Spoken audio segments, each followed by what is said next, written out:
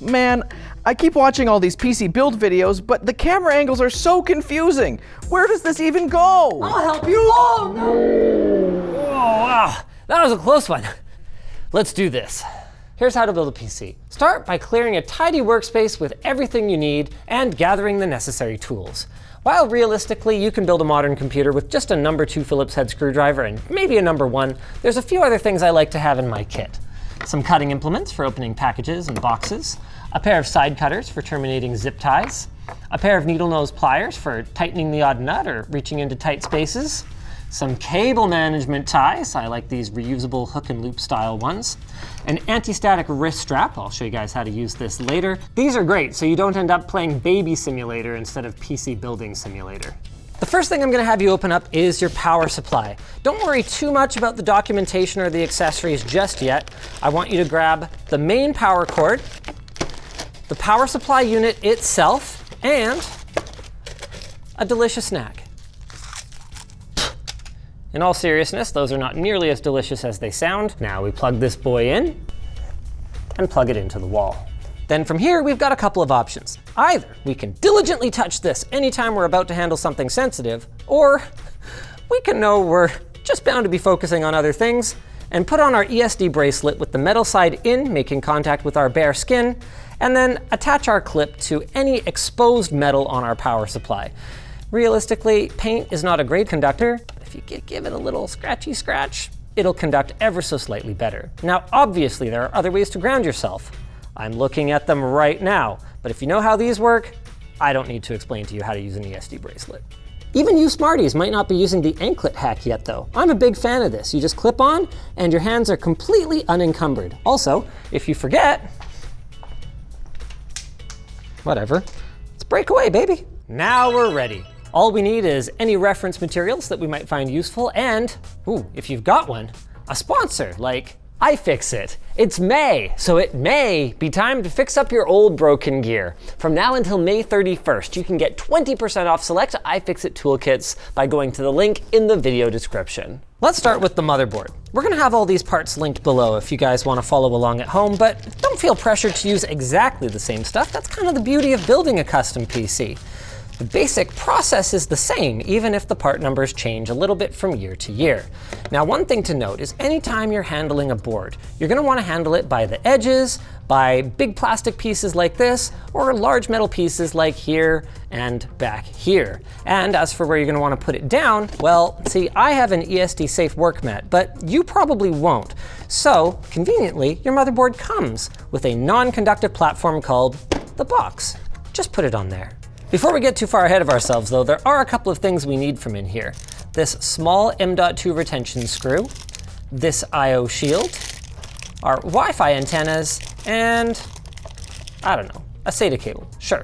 If you're a first-time builder, or even if you're not, now is a much easier time to familiarize yourself with the layout of your motherboard. The B760 DS3HAC from Gigabyte, it's not a particularly high-end board, but what it does have is the features we need and a very standard layout. Our CPU power connector is up here in the top left in its usual location. Our motherboard power connector is along the right-hand edge. Our CPU socket is right here, dead center at the top, with our RAM slots just to the right, color-coded for dual-channel operation.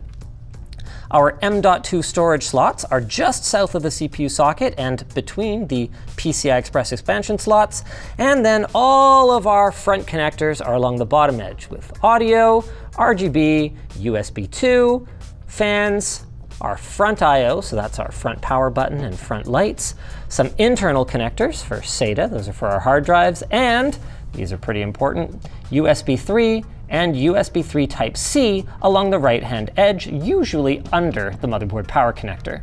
The last thing is at the top, there's going to be a special fan header, usually called CPU. That one is special because if for whatever reason your CPU fan fails, the system can be programmed to shut down safely instead of overheating. Now let's talk CPU. I don't know quite how this happened, but Intel has become a great choice for budget gaming builds these days, and the Core i5-12600KF is a fantastic choice. It's got 6 P cores and 4 POO cores.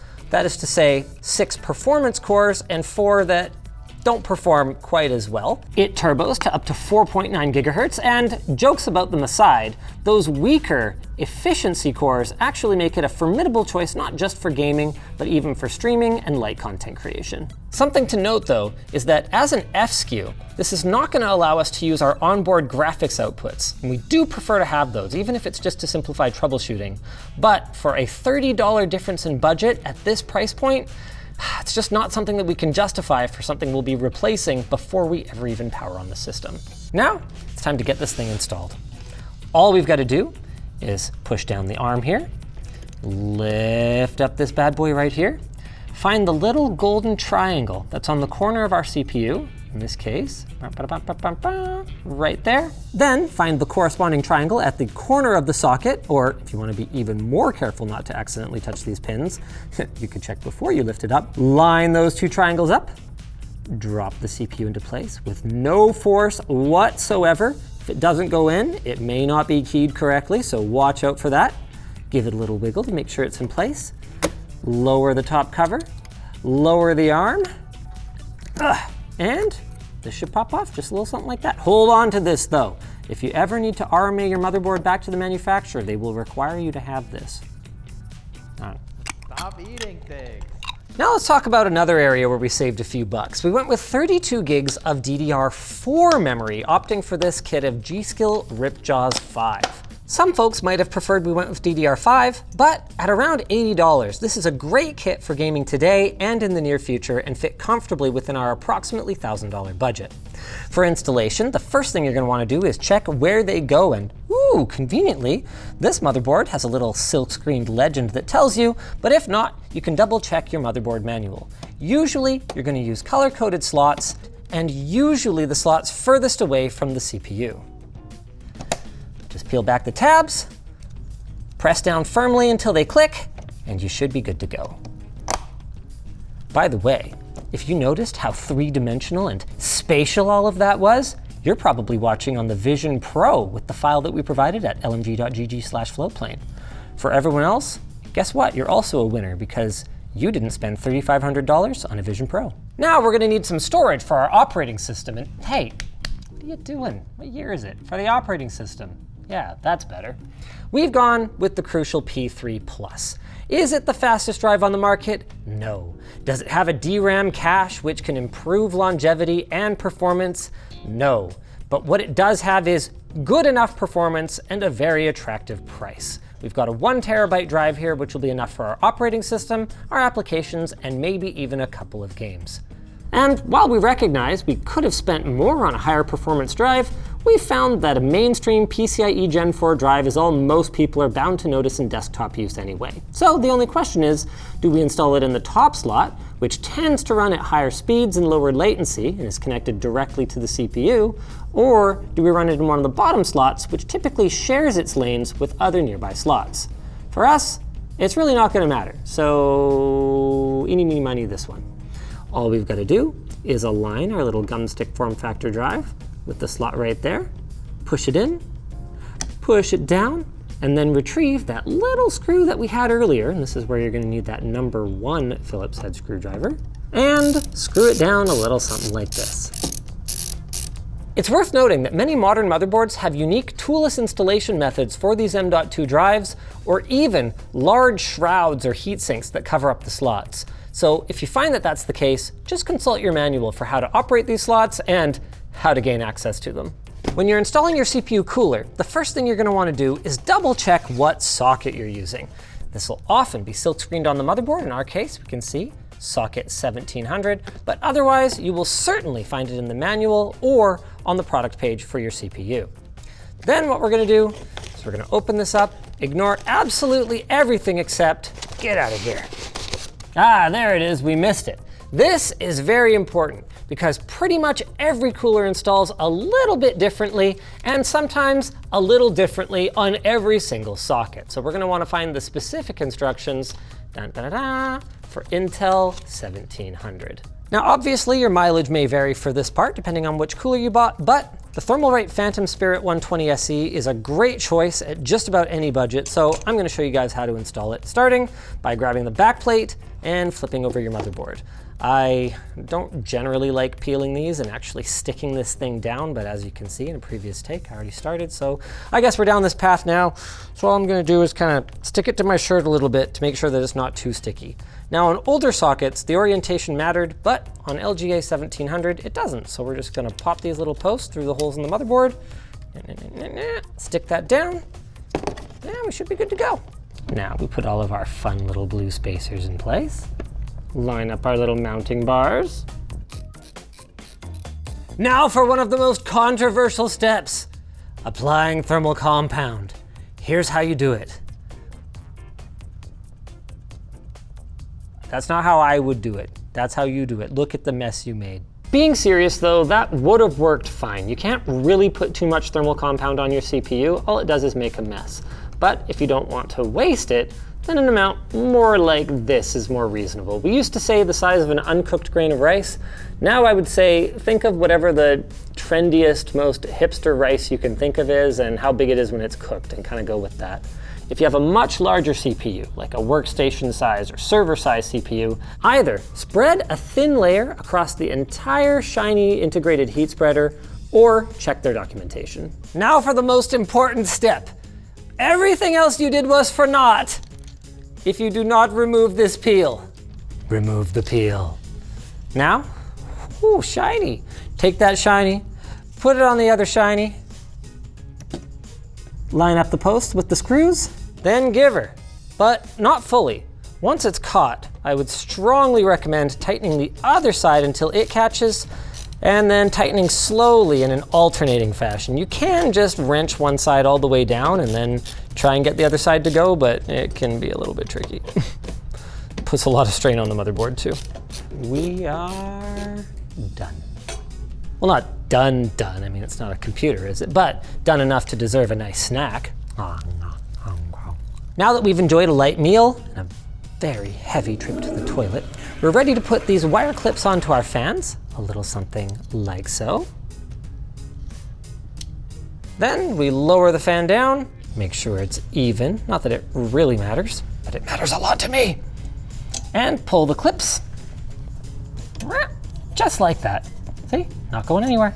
Not that it would want to anyway. Look, I brought it a little friend.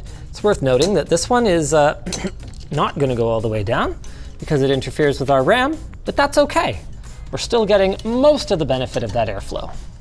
Now, because modern day, we need to plug in 1,000 connectors. JK, it's not that bad. All we've got to do is daisy chain together these RGB connectors. You can see there's just 3 pins, so they only go in one way. Boop. Then take this female end and plug it into where there is usually a header at the top of the motherboard. Then for these other two, you've got a couple of options. Our cooler did include a Y cable, so we can just plug into that and plug both of them into our CPU fan header, but our motherboard has a CPU fan and CPU opt header, so we can just plug both of them into that. Ba-doop, ba-doop. Delicious. Now for cable management. Okay, I'm just kidding. Don't do that because you can actually accidentally end up with cables that are stuck in your fan blades and then they won't spin. That's bad. And B, because it's not really the time for cable management. Now is the time to do a quick test boot here on the test platform before you assemble the whole system and cable manage everything. It's a lot easier to swap a component now than it is to do it 2 hours from now. And moment of truth, we can see our power button is these 2 pins right here. We short them and it's alive! Well, we don't know that yet. Believe it or not, it's normal for the system to take quite a while to turn on in the first place, especially AMD systems while they undergo a process called memory training. So I'm not digging into my motherboard manual for what these diagnostic LEDs mean for probably at least a solid minute or 2. Oh, well, okay, well, the monitor has to be on. That's step 1. Boom, booted. Great sign. For bonus points, we could install Windows now, get all of our drivers set up, make sure everything's working correctly, run some stress tests, but realistically, you're not that patient. You're gonna put the rest of the system together. Now that you know all the bits and pieces work, you can set these aside and it's time to get back to the build and meet your case. Doesn't she look so beautiful? just lift up the veil, give her a little kiss. Mwah. We settled for the Phanteks Eclipse 360A. It's a great value at the best of times, and when we put together this parts list, it was just $50 after rebate. It comes with 3 120mm fans in the front, and even if we're not a huge fan of the configuration, we'd suggest moving maybe this top one to be a rear exhaust or a top exhaust. There's no doubt that it'll be enough cooling for our rig. Personally, I like to remove all my side panels and put them aside so there's no risk of them getting scratched or damaged while I'm completing the rest of the build. A safe place to put them is in the box with foam separating the two pieces. Now it's time to track down all of your mounting accessories. These will usually be in either a bag or a box, somewhere in the case or in the case packaging. In Phanteks' case, pun intended, it's clearly labeled in this box. And nope, this one does not include their little trademark organizers. I guess that's only on their more premium cases. Good luck figuring out what all these are for. JK, I'm gonna help. But before we get to that, there's one really fun step that everyone loves: installing the I/O shield. If you have a mid-range or a high-end board, it's possible that it didn't come with one of these. Congratulations. If you're anyone else, now's a great time to find any of the little pieces that fold back like this. Give them a little extra fold to make sure that they don't end up stuck behind your port. Then line it up with the rectangular opening at the back of the case, pushing on each corner one at a time, knowing that there's a solid chance one of the other corners will pop out when you do it. If you're not sure about the orientation, you can just check the back of the motherboard and make sure that the holes correspond to the ports. Speaking of your motherboard, now's a perfect time to install it in the case. But first, we're gonna do a quick sanity check. Some cases come with motherboard standoffs pre-installed in the motherboard tray. In fact, you can see I've got 6, 7, 8, 9 of them in this particular case. This is really convenient, but if you happen to have a mismatch between the hole layout of your motherboard and the pre-installed standoffs in your case, it can cause a standoff to correspond to a spot where there isn't a hole and scratch the traces, permanently destroying your board. So, we've done a quick count and determined that we have both 9 standoffs and 9 holes. We're going to orient the back of the board with the I/O shield. Then, keeping this side well clear of those metal standoffs, slide it toward the back, and hopefully, there we go, get it to line up perfectly with our standoffs. You may find this process easier if you lay the case down, but I'm making a video, so I can't do that. Now, quickly install one screw, and only one for now. There's a couple of quick things that we want to check. First, are there any metal tabs sticking into our ports, preventing us from using them, or worse, shorting them out, causing damage to our board? No. Good to go. Second, have we accidentally caught anything under our board that prevents us from screwing it down? Ah, there, you can see. We've got a cable that's stuck back there. If we tried to screw the board down with that back there, we could accidentally cause a lot of undue stress as we tighten down the one side while this part is bulging out. Also, since we're pushing it down, the last thing we want to check is that through every single hole, we can see a standoff. If we pre-counted them and we know that they match, then if we can see a standoff through every one, that means we have no extras that can damage our board. Time to start screwing. But which screws do we use? This case comes with coarser threaded 632 screws and finer threaded M.2 screws. Which ones are for the motherboard? Well, it actually varies from case to case, so there's a couple ways to check. You can consult your manual, or you can just trial and error it by starting with a finer threaded M.2. It won't do any damage, it'll just slip out if it's not the right size, and you can switch over to a 632. In our case, M.2 is the right size, so we're gonna go ahead and do our other 8 screws. If you're having trouble getting a screw installed because there's a cooler in the way or another obstruction, honestly, the best advice I can give you is not to sweat it. If you've got 8 of your 9 screws installed, that's no problem, as long as you don't have any extra standoffs. Before we plug in our front I/O, let's go ahead and get one of those fans moved. Normally, I would suggest removing the front panel, usually by grabbing it firmly from the bottom, but in this case, they are not screwed in from the front. They're actually screwed in from the back. You can use scissors to cut these, but I really don't recommend it. Side cutters are much safer if you don't want to risk damaging any of the wires that they're holding. It's worth noting that many modern fans will have 2 or even 3 connectors coming off of them. This guy right here, with 4 pins or 3 pins and these little ridges, is for power. This one right here is for RGB, and the last one is for RGB daisy chaining. So I'll show you guys how to hook this back up once we've moved it. Since we're going to be using this as an exhaust now, we're going to want to look for the little arrows that indicate the direction that the blades travel, this one right here, and the direction that the airflow goes. And then I usually like to have the leads up towards this cutout at the back of the case so that I can route it back behind the motherboard tray. Now just tighten these boys up. You want to go hard enough that the fan is held firmly to the case without vibrating or rattling, but not so hard that you strip out the threads. And they are plastic, so you do need to be a little bit careful. Now it's time to hook our RGB back up. And in order to do this correctly, we need to understand a little bit of how the RGB works in this case. It has a lead that plugs into your motherboard to get an RGB signal, and then it has a built-in hub. So we're going to need to power this with a SATA power adapter later, but more importantly for us right now, we need to have a look at how the other devices are plugged into it and daisy chained together. So the first link goes to our bottom fan here, which then is daisy chained into our second fan here, meaning that any multi-device animations are going to start at the bottom front of the case and make their way to the top back if we connect it like this. If we had additional fans, say here and here, for example, we would want to make sure that we plug in this one, then this one, then this one. Otherwise, things are going to end up looking a little weird. Since we're back here, now's a great time to route any other cables that need to make their way to the front of the case as well. So we're going to put our USB 3 over here. We're going to put our power switch right around here. And we're going to put our front panel audio. Oh, is there a hole there? Oh, yeah, there is. Right around there. Hey, stay in there. Hey, stay in there.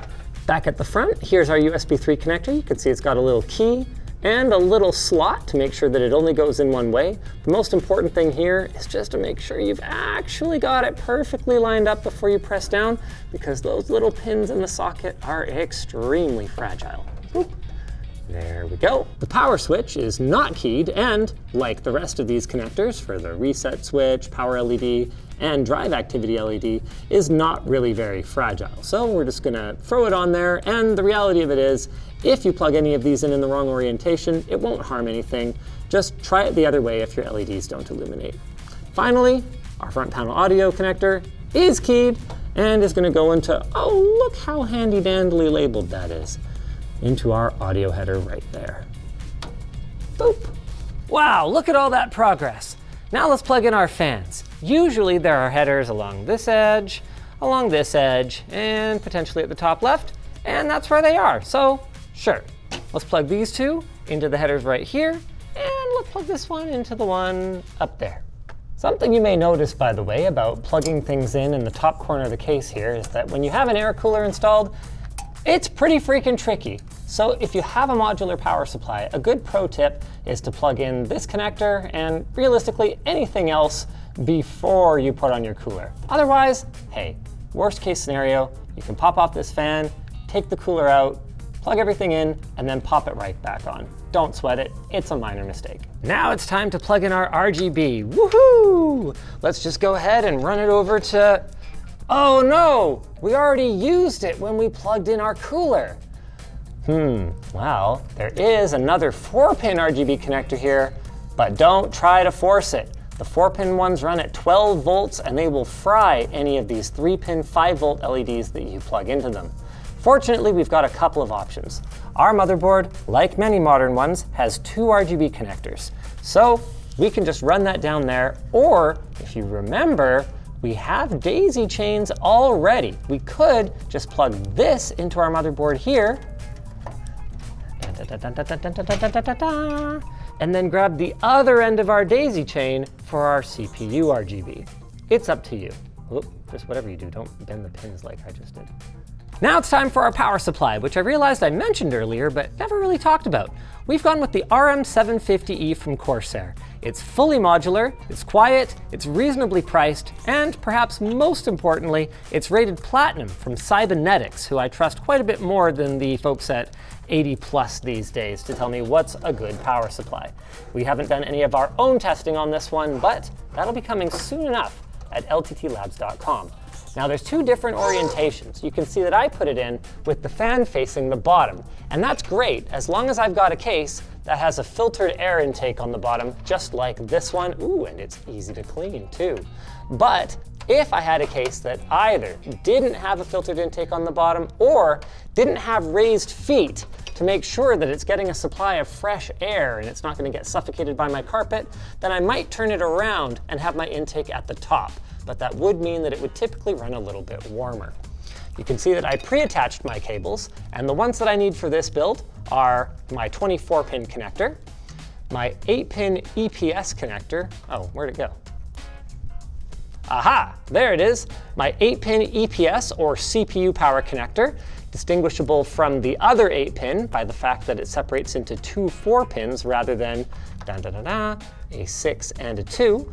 So my two PCIe 8-pin power connectors, and finally a SATA power connector. I'm gonna need that. Actually, I'm gonna need 2 of these, but I have 4.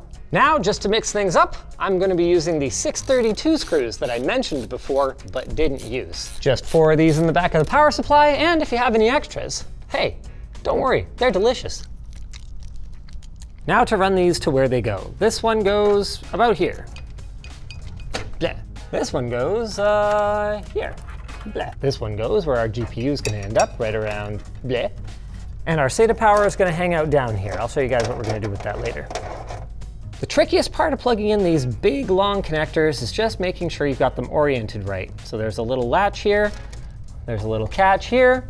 Those go on the same side. Line them up, and you gotta really press and make sure that you hear that click. You guys hear that? Let's try again. Click. If it's not clicked, it didn't stick. Sure. I mean, sometimes they don't click.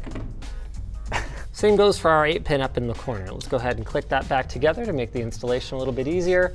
And then, yeah, this will be a little bit tricky, but nothing you can't handle, you dexterous folks. Now it's time to install our hard drive. We went with the 2 terabyte WD Blue from WD because it was affordable and we needed somewhere to put our games. So let's go ahead and just pop these little sides out of these toolless hard drive trays. Then we just put this bad boy in here. We're gonna want these screw holes to line up with the little nubbins that we're gonna close onto them. Anytime now, buddy. Then we just close these up, take the whole thing, and give it a little shovel of into this tray down here. Look at that. Since we're down here, now's a perfectly good time to go ahead and plug in our SATA power. Note that this is also keyed like so many other things. There we are. And, oh, I guess now's a perfectly good time to plug in our SATA data as well. We have a side panel to close here, so I'm gonna go ahead and use this right angle connector, as long as we've got enough clearance. There we go. Aw, yeah. There you go, the lock goes on the top. Now we plug our next SATA power connector into our front panel there. There we go. And we can just tuck these boys, I don't know, right around there. Now it's worth noting, by the way, that these trays can accommodate 2.5-inch drives as well. You can see they've got these little holes so you can screw in an SSD. I don't really recommend buying SATA SSDs anymore though, now that the prices are so similar to NVMe SSDs and the performance is decidedly last gen. But hey, if you're bringing over an old drive, you can either install them on these sleds, or because they have no moving parts and it doesn't matter, you can huck them on these, you can just pile them up in the bottom of your case like I've seen so many people do. You just kind of, you do whatever works for you. Now let's take the other end of this SATA cable, thread it through here. Oh, wow, that's an amazing noise. There we go. Turn this around and plug it into our right angle SATA connector here at the front of the case. Boop. This motherboard will support up to 4 drives. Not bad. Now look at that, we're just about done. All we gotta do is a little bit of cable management. You don't have to do a lot, I won't judge you, but think of yourselves like a PC building detective. You wanna be able to at least close the case, you know? Now for the big moment, unboxing our GPU. We went with the Radeon 6800. Is it the most modern thing? No, it's actually last gen, but it's a great value, which has been kind of a theme for this build. And compared to the 7700, it, consumes a little bit more power, but performs similarly and is less expensive. And compared to similarly priced offerings from Team Green, like the RTX 4060 series, it has 16 gigs of video memory, which should make it, hopefully, a good performer for quite a few years to come. Before we can install it though, we need to prep our case for the surgery. Let's go ahead and loosen our PCI slot cover holder thing. Not every case is going to have one of these, but every case will have these screws at the back. So let's just figure out which slot we're going to be using. It's going to be this one. So we're going to take out these 2 screws to accommodate the double slot I/O plate. With that out of the way, now's a great time to take a closer look at our GPU and talk through some of the choices that we made earlier. You saw us pop off this PCIe slot cover earlier. Damn it. Well, whatever, I don't need that. So if you didn't test on the bench, now's a good time to take that off, as well as any display ports that you're planning to use, be they HDMI or DisplayPort. Now there's 2 other things. Remember when I said that the fan that we wanted to take away was this one in the top? The reason for that is that our GPU uses a 3-fan design that draws air in here. So we want to be bringing that fresh air from those bottom fans and blowing it right across our GPU. The other decision that we made earlier was to use our old school 8-pin PCIe power connectors. That's because this card does not use the new 12-volt high power connector. It uses dual 8-pin PCIe power connectors. Now we can go ahead and get this installed. All we got to do is line up the slot with the slot. Watch out for this, okay? Make sure that these are inside the case and not ramming into the motherboard. Push down firmly. You should feel a little bit of resistance. And then if you want to make sure that it's in, you can just see if this lock at the back of the PCI slot here is engaged. Mine is, and it's not going anywhere. Now all we got to do is find those power connectors that I just showed you. Hope that we didn't, oh no, get them mashed under the GPU. Ha, there we go. And then, just like we did on our motherboard connectors, check for where the clip is, check for where the holder for the clip is, make sure we didn't cable manage them too tight, and plug them in. It's worth noting, by the way, that some folks recommend using 2 separate cables rather than a daisy chain style connector like this one if you've got a GPU that requires 2 plugs. They're not wrong. That is better. But the actual risk of anything going wrong by using one of these is pretty much negligible, and this isn't a particularly high draw GPU in the first place, so I am taking a calculated non-risk here. Now it's time to screw our GPU back in. These are often thumb screws, but I strongly recommend using a screwdriver to install them anyway, because it can be really tricky to get these holes aligned just right and have your thumbs in there like that. So just do yourself a favor, use a magnetic screwdriver if you can. I also like to lift the GPU up a little bit while I'm installing it, because you know it's going to sag a bit anyway, and I like to see it level. That's also one of the reasons that I like having the power connectors come from the top, and then I'll tension them quite tight to take a little bit of the strain off if I don't happen to have a GPU support. Of course, if you have a 3D printer or know someone who has one, there are like a bazillion GPU supports that you can print out. And is that it? Let's get her buttoned up. Oh. Good job, you did it. Treat yourself to a snack. And she still works, fantastic. Not only that, but wow, great job. Your RGB lighting looks amazing. Now, if you don't mind, I'm just gonna excuse myself to the washroom. I think I might have bruised my head earlier. Ugh. Ah! Oh no. If I can't get these off, I'll never be sponsored again by someone like iFixit. Say goodbye to your dollar store, use once and it breaks tools. iFixit has toolkits that are meticulously assembled to give you the proper instruments for your repairing and teardown needs. Best of all, from now until May 31st, you can save 20% on all of their toolkits. Their best-selling comprehensive ProTech toolkit has everything from a variety of tweezers, a Mako driver kit with 64 bits, to their funny sounding but very useful spudger tool. Or you can check out the Repair Business Toolkit, which is a repair shop in a bag. Oh, and while you're there, iFixit has a whole selection of thousands of repair guides, the majority of which are written by members of their experienced community. So head over to the link in the description, check out iFixit's toolkits, and get 20% off until May 31st. If you guys enjoyed this video, go check out How to Set Up Your PC, the last guide you'll ever need. It pretty much picks up right where we left off here.